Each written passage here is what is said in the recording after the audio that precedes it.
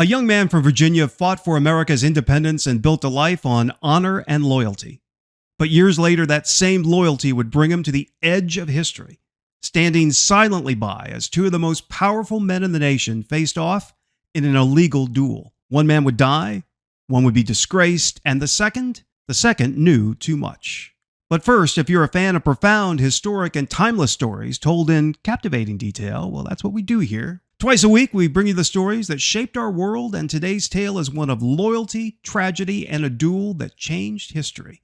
Be sure to like and subscribe so you never miss an episode. Now, let's get started.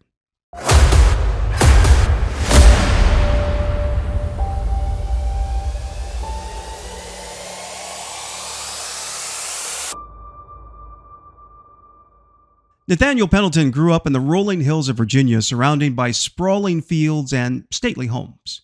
Born in 1756, he came from a family of deep colonial roots. His father was a lawyer, and his uncles were judges and ministers, men of faith, law, and loyalty, all to the British crown. For the Pendletons, the stability offered by the monarchy wasn't just tradition, it was protection. But the colonies were restless. By the time Nathaniel was a boy, the air in Virginia crackled with talk of rebellion. Farmers grumbled about unfair taxes. Merchants whispered about British overreach. And then there were men like Patrick Henry, whose fiery speeches turned whispers into a roar. Henry spoke of liberty as though it were worth everything, worth risking your family, your fortune, even your life. Nathaniel was a boy during those years, but he heard the whispers. His elders debated rebellion cautiously, their voices low, as they weighed loyalty to the king against the growing dream of independence. Nathaniel, however, saw the chance to be part of something larger than himself. And when war broke out, he didn't hesitate.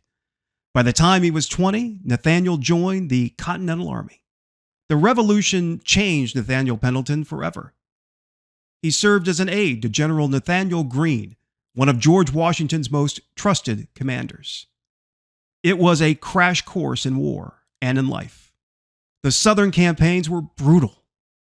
Disease and starvation were constant enemies. Battles with British forces were chaotic and merciless. Pendleton watched friends fall in the fields and heard the cries of wounded soldiers in the night. The stench of gunpowder clung to his uniform. The screams of men, some barely older than boys, haunted his dreams. But he endured. General Greene saw something special in him, a sharp mind, an unflinching sense of duty, and a commitment to principle. Pendleton became Greene's right hand, trusted with delicate missions. Greene often spoke to him about the fragility of victory. Muskets and cannons, Greene said, might win battles, but discipline and honor would win the war. These lessons stayed with Pendleton for the rest of his life. When the war ended, Pendleton returned to civilian life, a changed man. He became a judge in Georgia, helping to build the state's new legal system. It was an unruly time, filled with disputes over land and property, and Pendleton earned a reputation for fairness and level-headedness. But by the 1790s, the quiet life didn't suit him. He moved to New York, where opportunities seemed boundless and where his old friend Alexander Hamilton lived. New York in those days was a hotbed of political debate and rapid change, perfect for a man like Pendleton. It wasn't long before he and Hamilton became political allies. Both veterans of the Revolution, they shared a vision for America's future, a strong central government to bring stability to the young nation. Hamilton, of course, was a force of nature. His intellect and ambition drove the Federalist cause, and Pendleton admired him deeply, not just for his brilliance, but for his unwavering commitment to principle. Hamilton, in turn, saw Pendleton as a man of honor, loyal, and steadfast. But their friendship also brought Pendleton into the orbit of Hamilton's greatest rival, Aaron Burr. If Hamilton was a man of fiery ideals, Burr was a man of shifting ambitions. Where Hamilton was direct, Burr was elusive. Where Hamilton held firm to his beliefs, Burr adapted to whatever suited his ambitions. For years, their rivalry simmered. By 1804, it boiled over. Burr was no ordinary political enemy. He had once been one of the most powerful men in the nation, serving as Thomas Jefferson's vice president. But as time went on, his career entered a freefall. His relationship with Jefferson had soured beyond repair. Jefferson, suspicious of Burr's motives and political maneuvering, shut him out of influence within his administration. Desperate to revive his career, Burr set his sights on becoming governor of New York. It was a risky gamble, his last shot at reclaiming his reputation.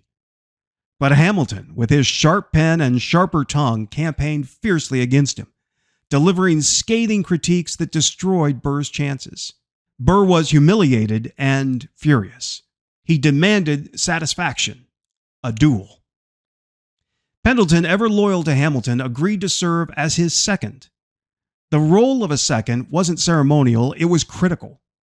Seconds negotiated the terms, prepared the weapons, and ensured that the rules of honor were followed. But Pendleton knew something that Burr did not. Hamilton had confided in him and only him, a decision that weighed heavier than the pistol Pendleton would hand him. Alexander Hamilton despised dueling. Just 3 years earlier, his son Philip had been killed in a duel. The grief was still fresh, and Hamilton swore he would never take a life in such a way. For Hamilton, this duel wasn't about vengeance, it was about preserving his honor. He told Pendleton that he planned to fire into the air, a gesture that would fulfill the code of honor while sparing both men's lives.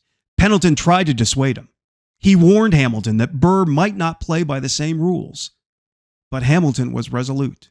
The morning of July 11, 1804 arrived with a thick mist rolling over Weehawken, New Jersey, curling around the trees and muting the world in an eerie hush. The only sounds were the distant lapping of the Hudson River and the occasional chirp of birds nestled in the trees, unaware of the deadly affair about to unfold. Pendleton stood tensely, watching as Hamilton and Burr took their positions.